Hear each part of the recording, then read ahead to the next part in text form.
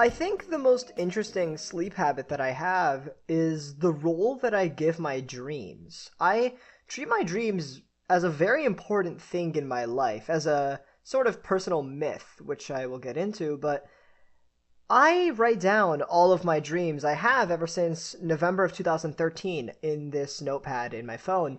Every morning, the first thing I do when I wake up is I go in there, I write down the dream that I just had, and I'll always go back and I'll try to recontextualize it and understand it. And over time, I've just learned to become better with remembering my dreams because my brain has gotten into a habit of not paying attention to other things when I wake up. There's no priority bigger than remembering the insane sandbox thing that you just went through. But I am very, very thankful for this. And if you guys want to remember your dreams, consider it. If it wasn't for this, I wouldn't remember this really funny dream I had that I love telling this story. I tell this story quite a bit whenever I want to talk about my dreams. I was on the run from a serial killer, and I was really scared. There was this like person in a cloak sort of following me, and I went into the lobby of a hotel, and I was going to go in the elevator to go higher up to get away from the serial killer. But somehow I saw into the future and saw that when I opened the elevator doors up top, the serial killer would be there waiting for me to kill me. Thankfully, my uncle was in the lobby, and he told me his coveted, no-nonsense, hands-down best way to handle, serial killers, how you do. And it was, he took two forks. He put both of the forks, the handles of the forks opposite each other in his fist. So, like, put a fist in front of you, and then put both of the forks in your fist, facing the left and right. The prongs are facing left and right, and you're holding the handles. It looked really dumb, and that was his method of fending people off, just his trademarked method. So I was like, okay, cool, I gotcha, like I would normally do. So I go up the elevator, I find the serial killer, and they're right in front of me, so I go like, all right, they're coming out with their weapon, I'll come out with mine. I slash at them with a double fork maneuver, only to find that they slash right back at me with the exact same fork maneuver. And I cut away their cloak, and it's revealed to be this really cute high school girl, and then the dream ends with us together in a interesting setting. So, yeah, not all of my dreams are incredibly structured and very deep, but the thing is, there are a lot of dreams that I have where there's a lot of value in going back and looking at them again. But the thing is, that's not my main problem. My main problem is sleeping. I have a huge problem with sleeping. I am traditionally the person out of all of my friend groups to be the last person to sleep and the first person to wake up. And if you are watching this and you feel that you are in this same boat, please stick around, because the thing is, from just suffering from semi-insomnia for a while and from being in a psychology class where I've learned a bit on sleep, you might gain something from this. A few habits or a few things to know sleep, a few ways to recontextualize and characterize sleeping problems. Because a lot of us, a lot of you guys, a lot of you students with a life of screens, to sleep, you have a lot of trouble. And a lot of it is because a lot of our life doesn't let our circadian rhythm, our sleep clock, to function as desired. What that means is your body, by itself, with no alarm, with no noise, with no sight, with no nothing, should be able to tell when is the ideal time to sleep. It'll send melatonin, the hormone that helps your brain know when to sleep and wake. It'll send that to your brain, make you become a little sleepy, and you'll cooperate with your brain, deciding now's a good time to sleep.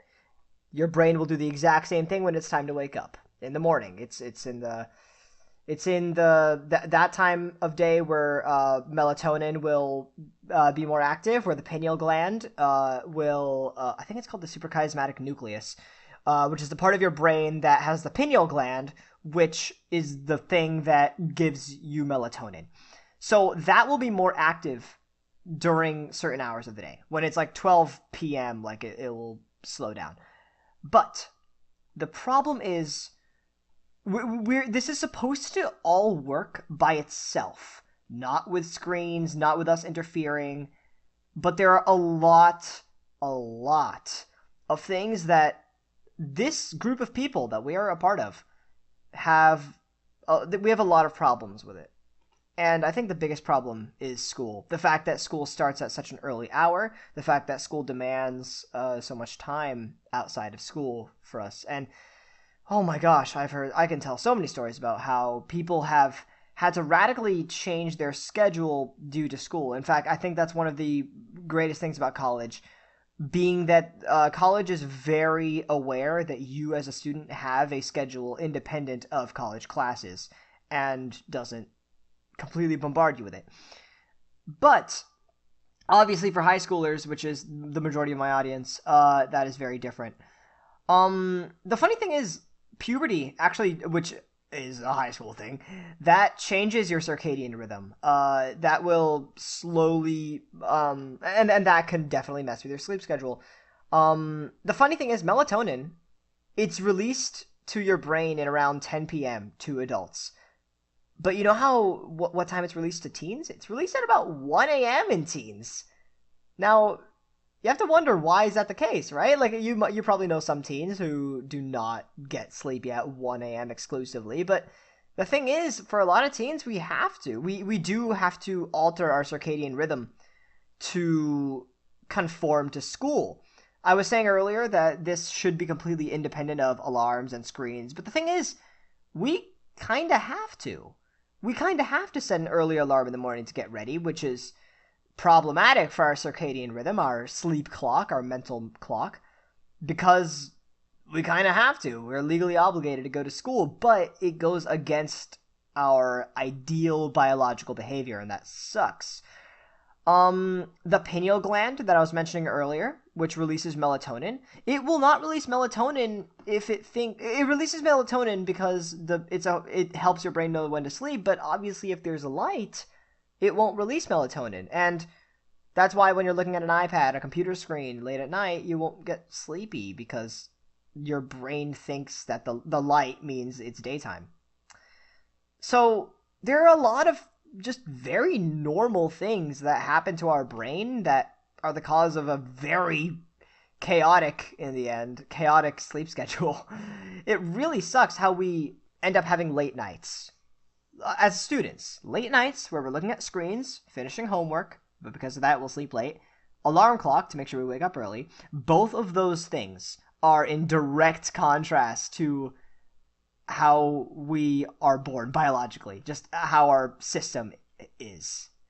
That sucks, doesn't it? The place that we're legally obligated to go to. That's actually a big part of the reason on why a lot of high schools have been told to delay the start of high school. Don't be at like 7:30 in the morning like mine, or my old one. So that's why I made sure not to schedule any classes before 9. Nope. My earliest class is 9:15, and I'm so happy. But so therein begs the question, because your high school is not going to delay the start of high school. In fact, our high school didn't delay the start. They just added 15 minutes to the end. So, yeah. So puberty will change your circadian rhythm, which sucks. So it's like, what can you do to help? What can you do to help your circadian rhythm? You want to add more melatonin, right? That's probably the solution that a lot of you guys thought of, which is how can I revert my schedule back? Well, obviously the most non-artificial, most genuine way to do so is just by, every night you go to sleep like an hour earlier, and then an hour earlier the next one, half an hour earlier the next one. But I've heard stories that this actually results in people being more tired the next morning. I think the best answer I have for someone who, you would think that going to bed an hour earlier would make you better off, but no, it makes you sleepier the next morning. I think the best answer I have is that your body is very conditioned to getting a certain amount of hours of sleep. Less so the time that you go to sleep, more so the amount of hours you sleep. You've already forced yourself to go against your biological needs so much, and that's no fault. That's in no fault of your own. That's just how we have to live. If that wasn't, then I wouldn't say that melatonin is released in 10 p.m. in adults, but 1 a.m. in teens. Which, by the way, yeah, that means it will revert back. It will revert back at a point, What point? We don't really know. There isn't really like one given age range where like it will revert back, but because it's completely dependent on like what your lifestyle is. So like, a lot of adults will just like, hey, you know what? Don't sleep. Just don't sleep. I get tons of work done. There's a lot of college professors. Well, no, not a lot of college professors, but there are college professors out there who literally just do not sleep. And that is how they get so much work done. How they're always on the ball. But anyways, the funny thing is, you would think to take melatonin in that case. Melatonin, unfortunately, it's one of those things where like you'll take it the first day, like a melatonin pill off the counter. You'll take it the first day and you'll think it'll work and you'll get a little sleepier. That's good. You'll take it the second day. Okay, I think I'm getting a little drowsy, but it's working a little less. And like by the third day, it just doesn't affect you. I've experienced this with flu medication, actually. I actually took a flu medication back when no, it wasn't. It was a cough and cold medication, actually. But the thing is, it had side effects that I really liked. The one time that I took them, they had side effects that I was very, very glad to have. They made me feel good. So I took the same medication again on a later day when I was trying to be happy. I took the cough and cold medication and it had zero effect on me because hey, my body's already used to it. So melatonin isn't really an option. Well, what about I think like prescription tranquilizers, for example. So like Xanax and Limbitrol and Valium, stuff like that. The thing is, non-prescription sleep aids don't really work. They do help you sleep, kinda. But here's the thing about sleep. Sleep, if you take any psychology class, you will learn that sleep is not just are you conscious or are you unconscious. If you've heard of the sleep stages, that's what I'm talking about. The stages of sleep. So you will be let's think of it as like 6 stages of sleep. When you're awake but drowsy, stage 1 of sleep, stage 2 of sleep. Oh wait, I miscounted. No, I didn't. Wait, 1, 2, 3, 4, 5, 6. I meant 7. Okay, let's dumb it down to 6. I'm sorry. I think I'm confusing. Let's go to 6. When you're awake, when you're in stage 1 of sleep, stage 2 of sleep, stage 3 of sleep, stage 4 of sleep, and REM sleep. So that's like rapid eye movement. REM sleep is when like you have dreams. So the thing about non-prescription sleep aids is that they don't let you have the most important part of sleep. I mean, like, from what I've heard and from everything that I've learned, stage 4 and REM sleep is pretty much the most important part of sleep. The part of sleep that you are trying to achieve when you're sleeping, which takes about, I think it's about 90 minutes to achieve, I think. There's a certain number. I think it's a 90-minute pattern, to like, because after REM sleep, it repeats. Think of your brain as going deeper and... Okay, so think of it as your brain going deeper and deeper down lower down the stages you get. But when you go to REM sleep, it's not below stage 4. It shoots right back up, right to like the level of stage 1, or like even above stage 1, but not quite awake. That's rapid eye movement sleep. That's when you're having dreams. That's when... Which dreams are also a major focus of this podcast episode. So anyways, that sort of jump from like going to the deepest point of stage 4 all the way back up to REM sleep and then slowly going back down, that like jump is the part of sleep that a lot of people try to achieve.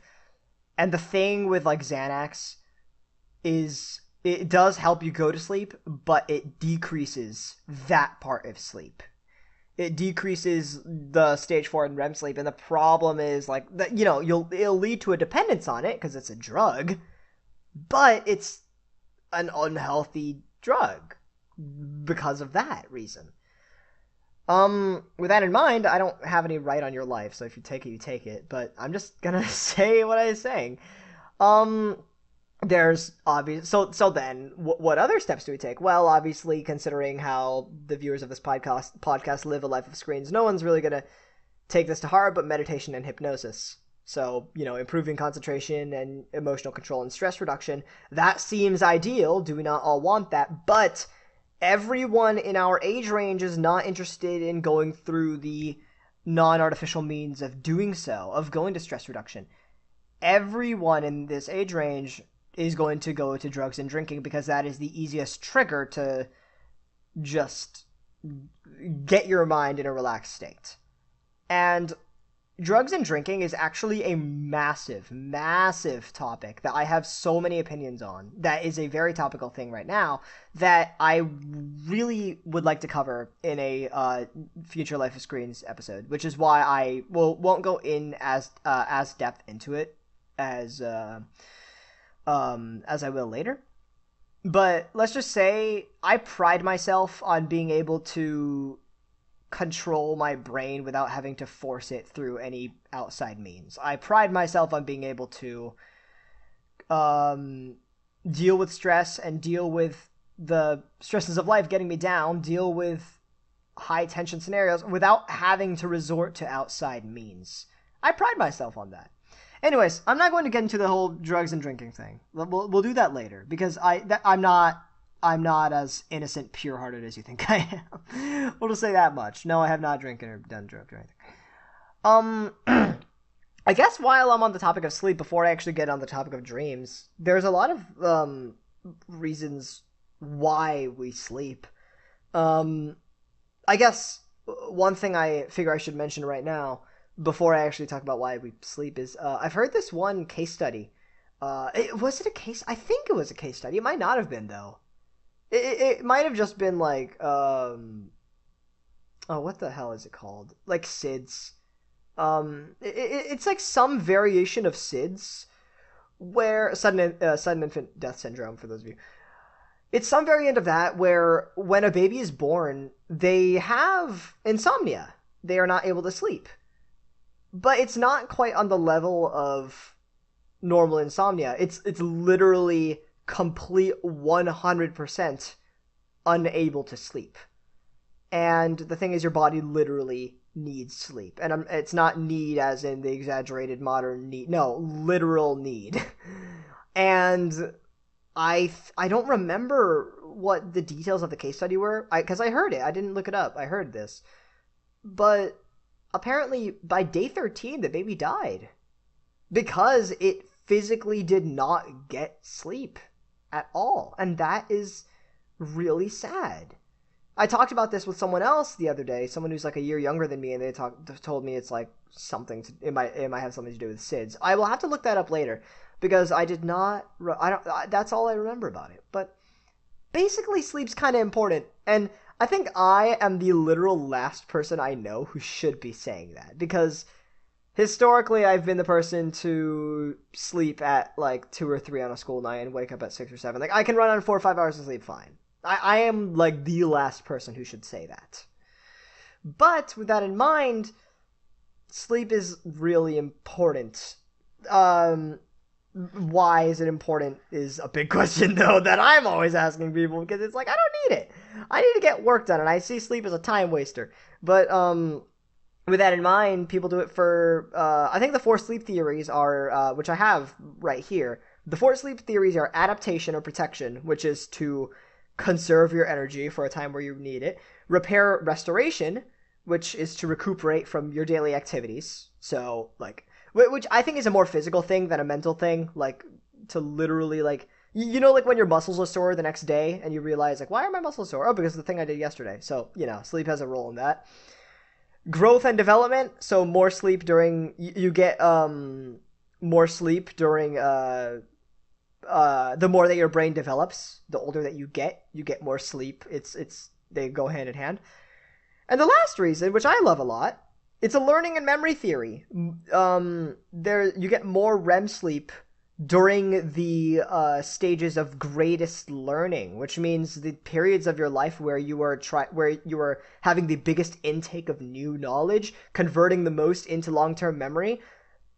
More REM sleep, more rapid eye movement sleep, sort of helps you turn that is the part of sleep where you convert short-term memory into long-term memory. During the day, you have experiences, and during the day, you filter them into 2 boxes, a short-term and a long-term box. And the ones that you filter into a long-term box, those get turned into long-term memory during REM sleep. I believe. It is during sleep. I don't remember if it's exactly, like, you know, during that exact portion. But I remember it is during sleep. Now, with that in mind, rapid eye movement sleep is mainly known for being the portion of sleep with dreams in it, and that is a really big deal for me. I'm taking a humanities class in college, and one of the biggest topics that we first explored was what is your own personal mythology?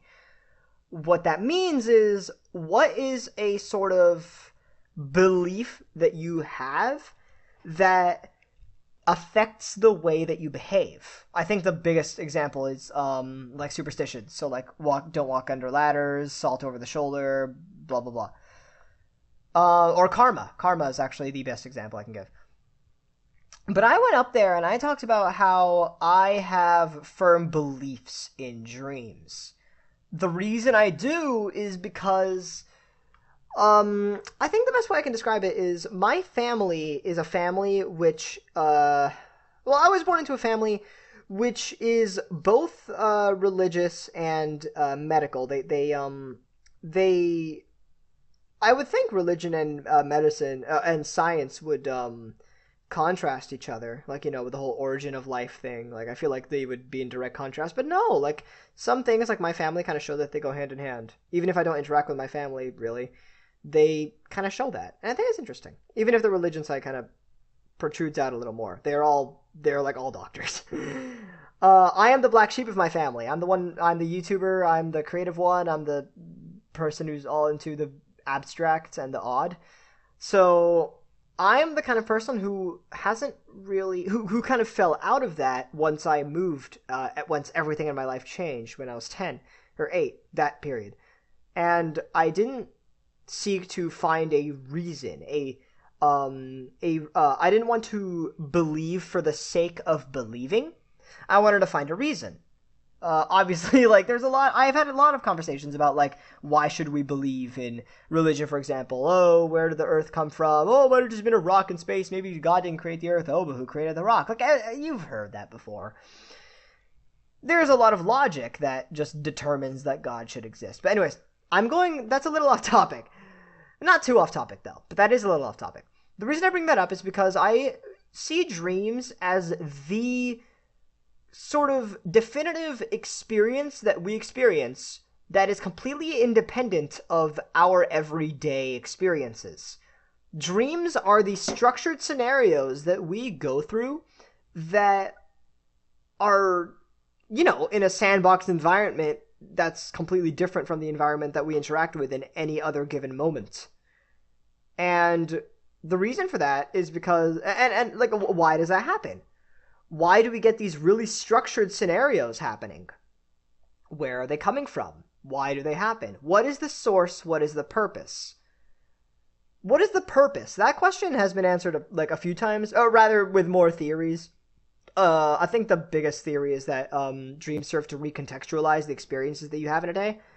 So like a lot of stuff will happen in a day, and then you'll go to sleep, and in your dream you will experience something similar that will help you recontextualize it. But that's still very vague, considering everything else I just mentioned. I could talk about a source, I could talk about where it came from, but not with dreams.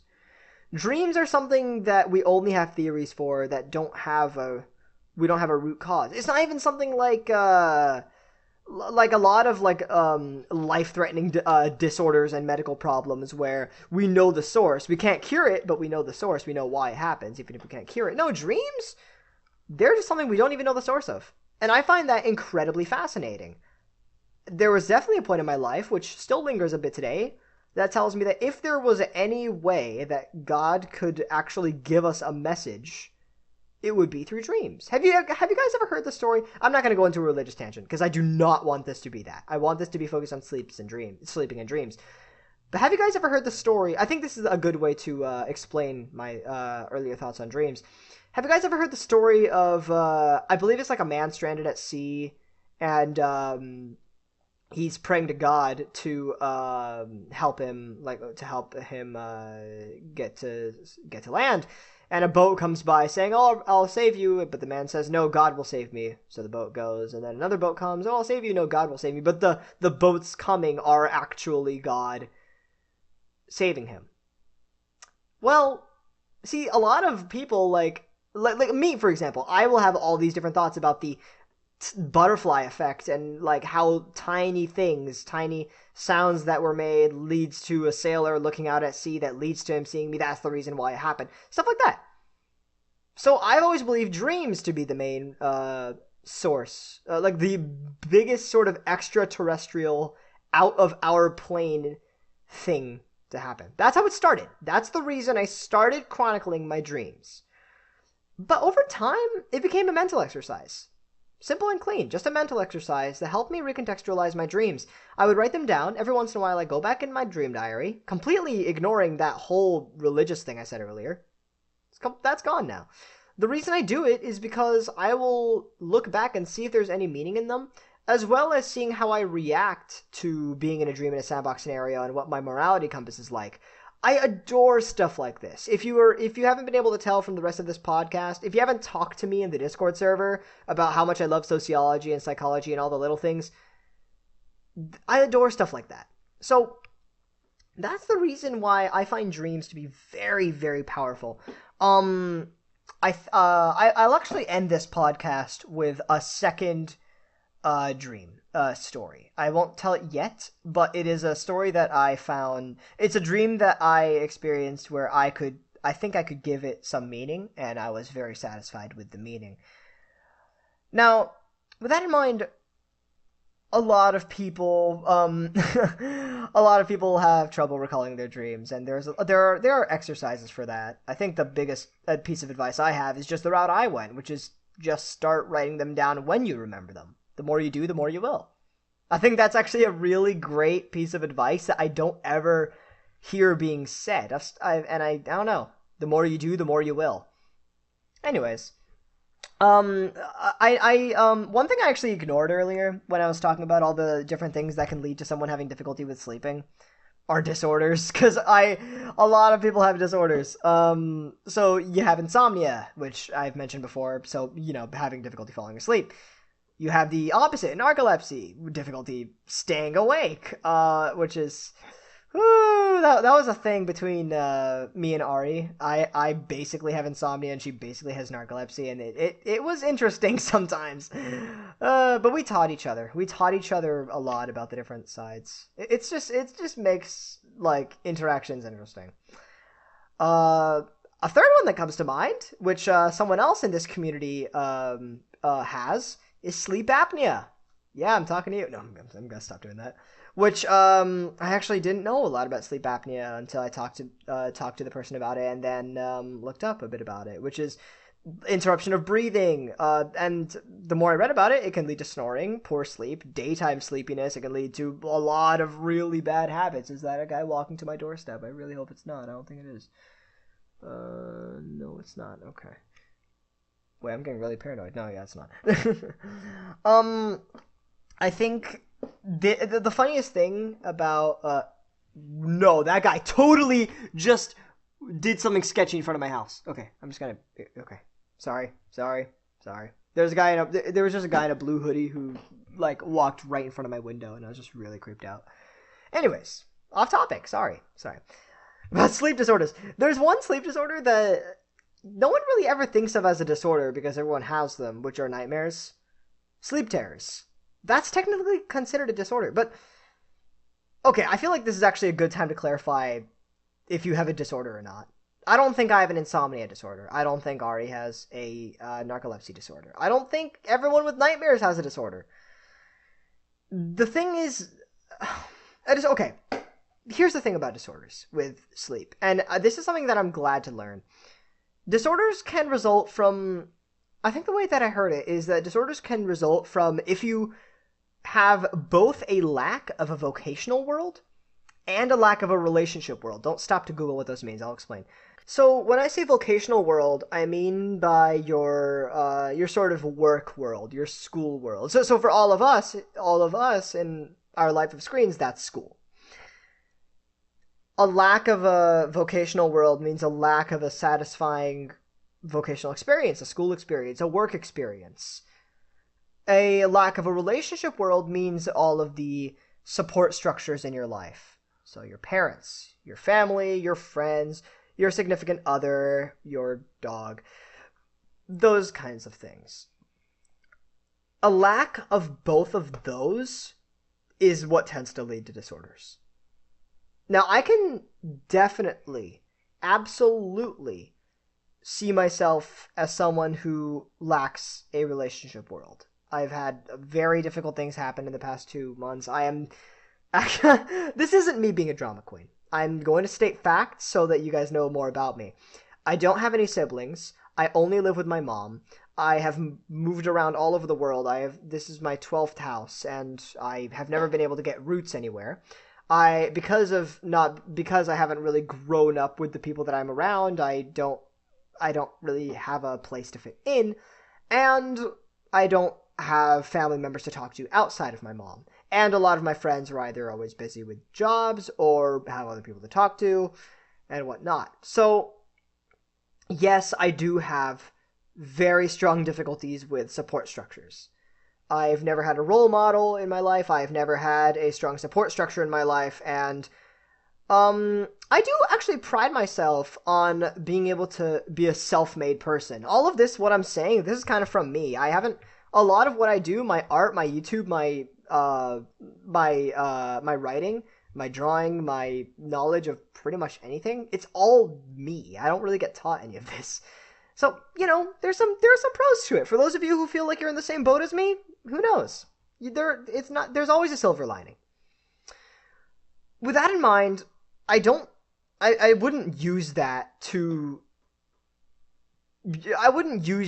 just solidify, boom, I have a disorder, because boom, I don't have these things that Sky just mentioned. No, that's not the case.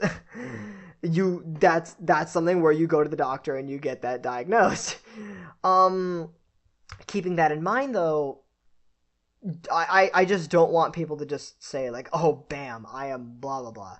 Like, bam, I'm OCD. Like, man, I am so OCD right now. Like, my thing is, like, I actually do have a form of OCD, but it doesn't affect me, like, on a day-to-day basis to the point where it's, like, dramatic. So, like, I don't even, like, make it part of my identity. So I don't want you guys to make a disorder part of your identity for pity or for support. You don't need that. You really don't need that.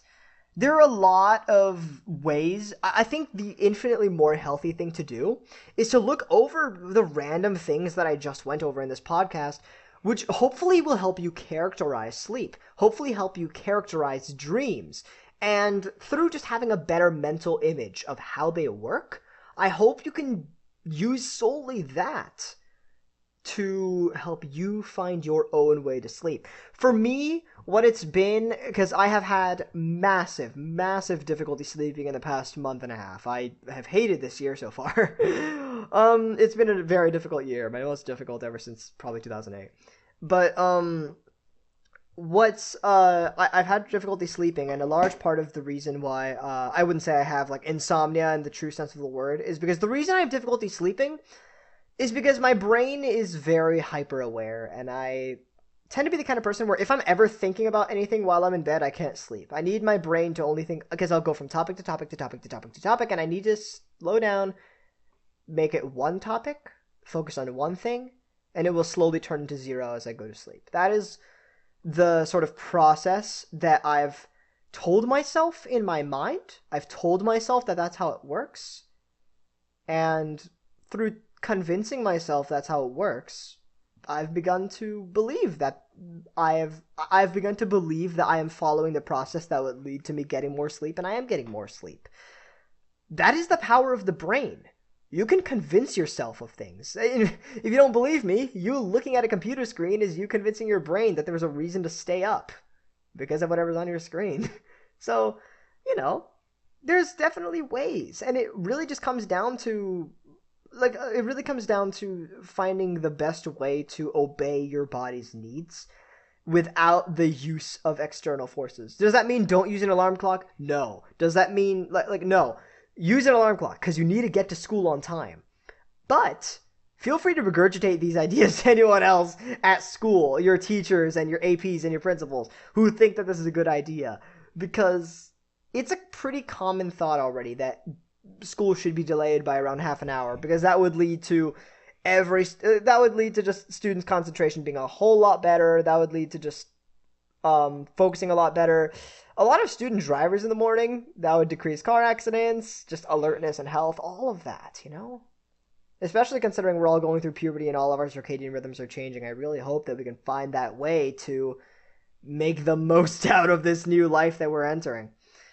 And once you go into college, you can definitely take a page out of my book if you feel that you can. If you felt that you can relate to me, if you felt that you can relate to me a little bit throughout all that I've said about sleep and dreams, feel free to join the Discord server in the description below. Let's go out in the sky. It is a lovely place filled with lovely people who are all a part of this life of screens that we talk about. If you feel like you can relate to any of that, please feel free to jump on board. We are all happy to talk with you about anything under the sun.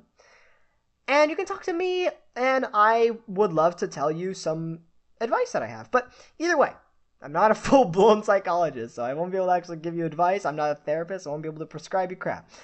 Anyways, this podcast isn't for that purpose. This is not meant to be a one-sided conversation. I want to start a conversation about this.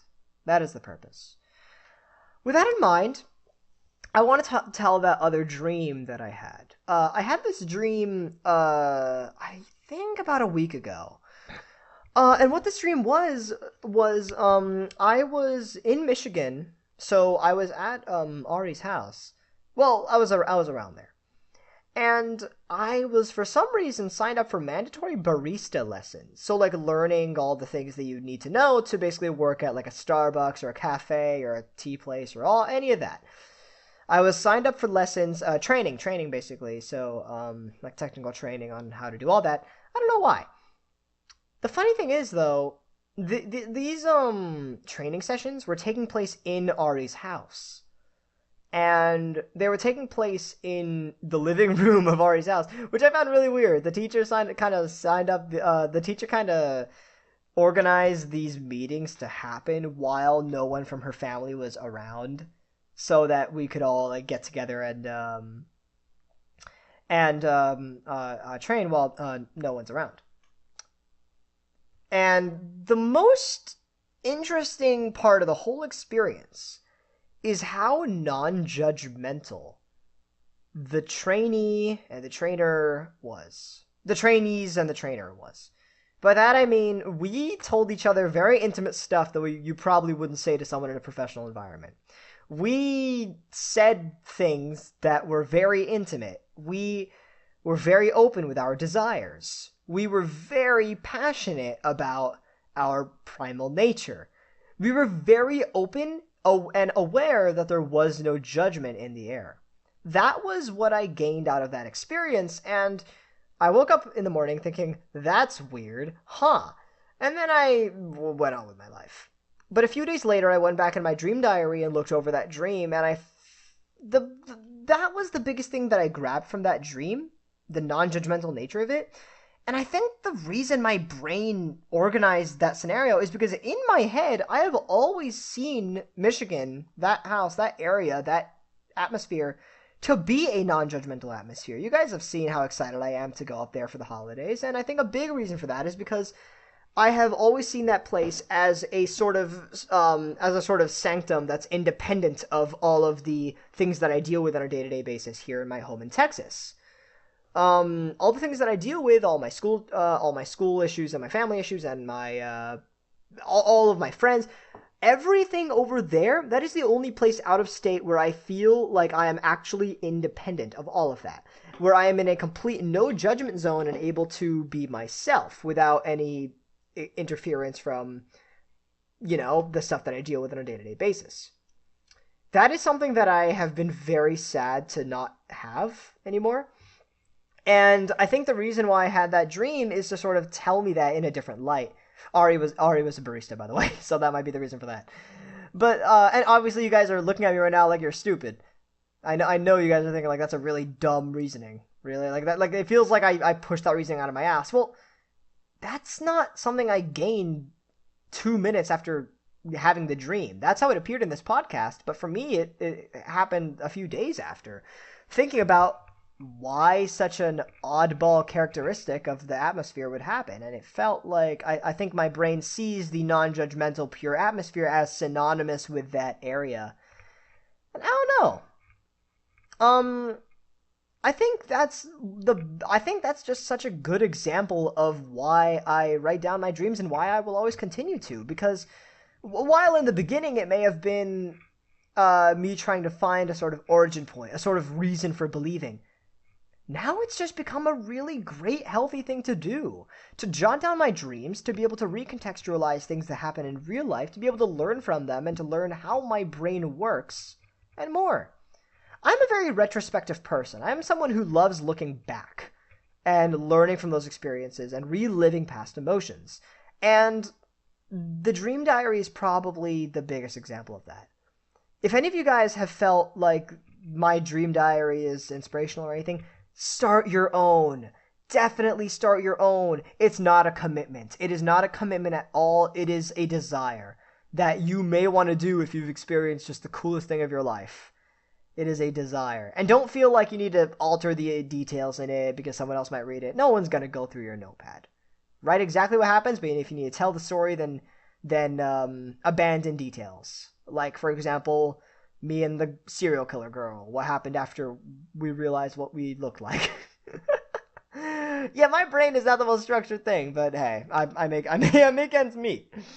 With that in mind, I hope you guys enjoyed this episode of Life of Screens. I know this was a solo episode. I never really addressed that. Next episode, I know the topic that I want to talk about. It relates to it's a sort of similar topic. It's a bit different though. It's very relevant to this age group as well. Very relevant, considering we're all starting to sort of get legal age. And I do want to bring along a friend as well. But with that in mind, you'll have to wait until later. I believe this episode might be getting uploaded either I hope it gets uploaded on the 13th. It might be 14th though. I don't really care. It's going to be around there sometime.